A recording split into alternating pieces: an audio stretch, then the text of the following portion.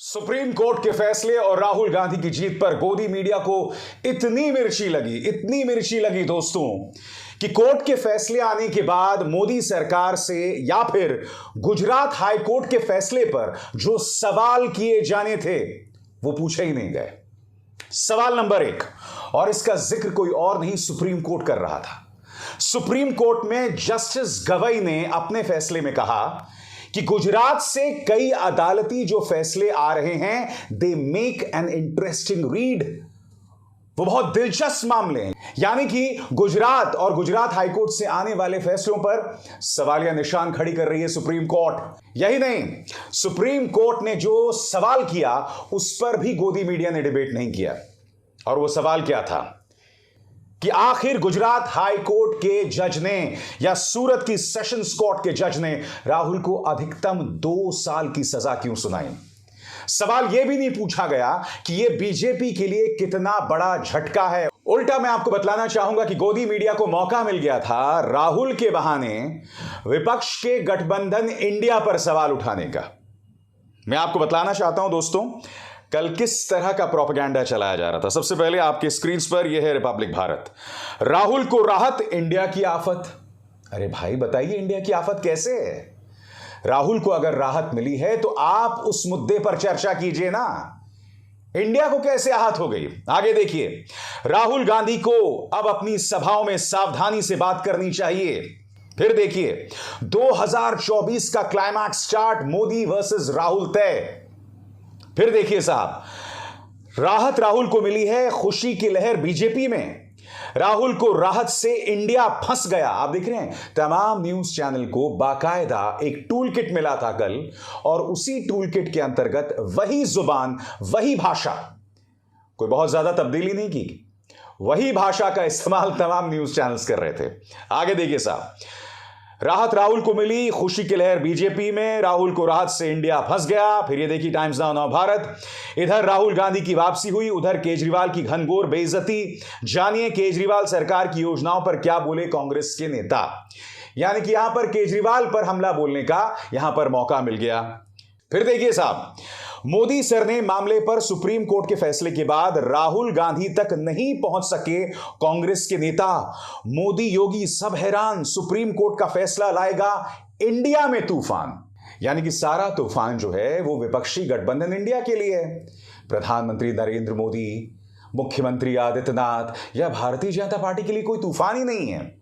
बहरहाल पत्रकारिता को कॉमेडी शो बना चुका यह पत्रकार देखिए दोस्तों इंडिया पर किस कदर हमला बोल रहा है। विपक्षी गठबंधन इंडिया पर किस कदर हमला बोला है। यानी कि याद कीजिए, मुझे ड्रग्स दो की अपार सफलता के बाद अब देखिए रिपब्लिक का यह संपादक क्या कह रहा है। Ladies and gentlemen, if the opposition parties claim to be India, then do they say that they in their entirety represent Indianness? Are they ready for a litmus test, I say, on issues of national security and internal security? Are they ready for us to put them to the test? In that case, I shall ask, what was their position about the Indian Mujahideen? The Prime Minister said today that merely adding the name India or punning on I.N.D.I.A does not make you India. Drug दो, मुझे drug दो, मुझे drugs दो, वो कहती है।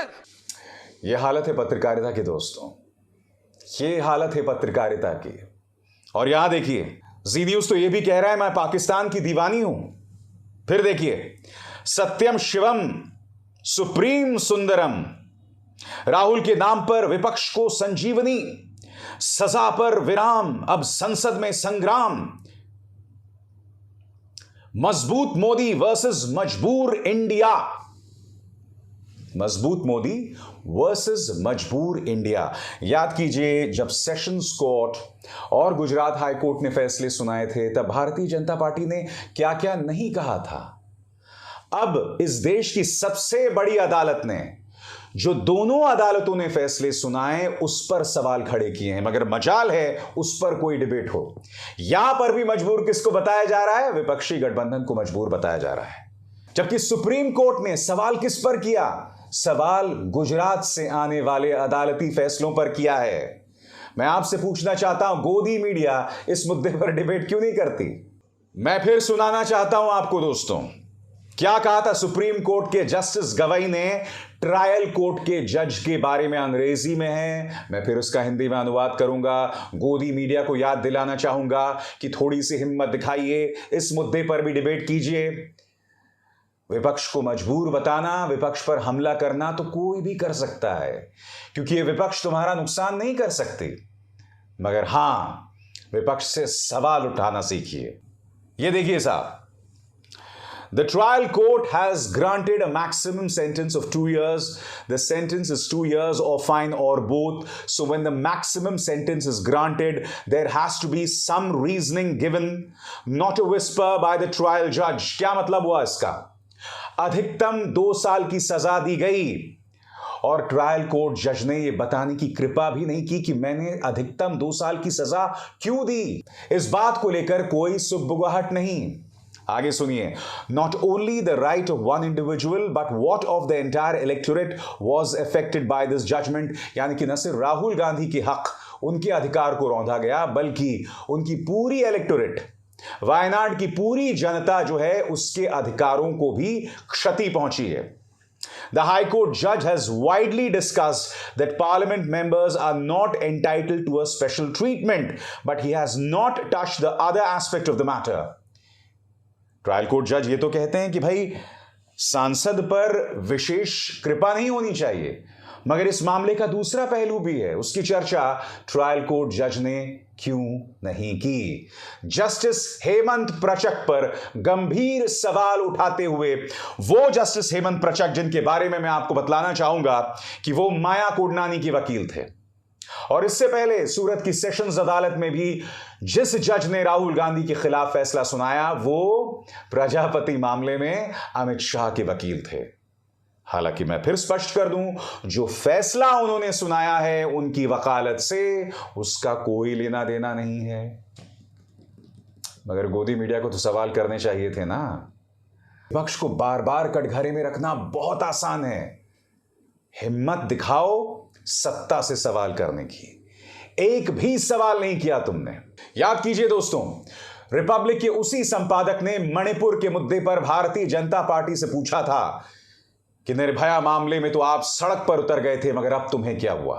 उस वक्त रिपब्लिक का वो संपादक भारतीय जनता पार्टी की एक छोटी मोटी प्रवक्ता हैं चारू प्रज्ञा, उन्हें कटघरे में रख रहा था।